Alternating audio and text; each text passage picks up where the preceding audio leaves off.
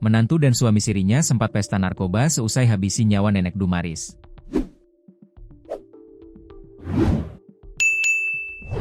Pembunuh nenek Dumaris, 60, yakni sang menantu berinisial AF, yang ditetapkan sebagai dalang pembunuhan, serta rekannya, inisial SAL, yang merupakan eksekutor, sempat pesta narkoba.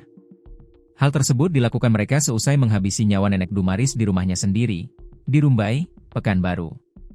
Aksi mereka tak berhenti setelah kejadian. Alih-alih kabur dan bersembunyi, para pelaku justru sempat berkumpul dan menggunakan narkoba.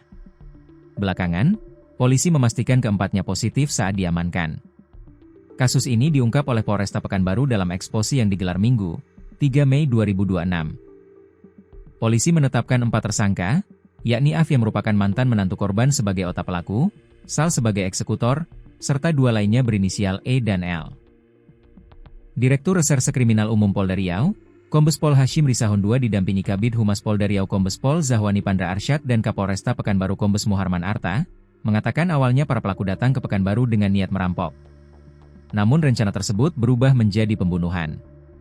Para pelaku sudah berada di Pekanbaru sejak Sabtu, 25 April 2026, dan menginap di sebuah hotel melati di Jalan Riau. Di sana mereka merencanakan yang awalnya ingin merampok, berubah menjadi ingin menghabisi semua isi penghuni rumah termasuk Arnold anak korban dan adik korban. Beberapa hari sebelum kejadian mereka sempat melakukan penggambaran lokasi target yang akan dirampok, yakni rumah korban.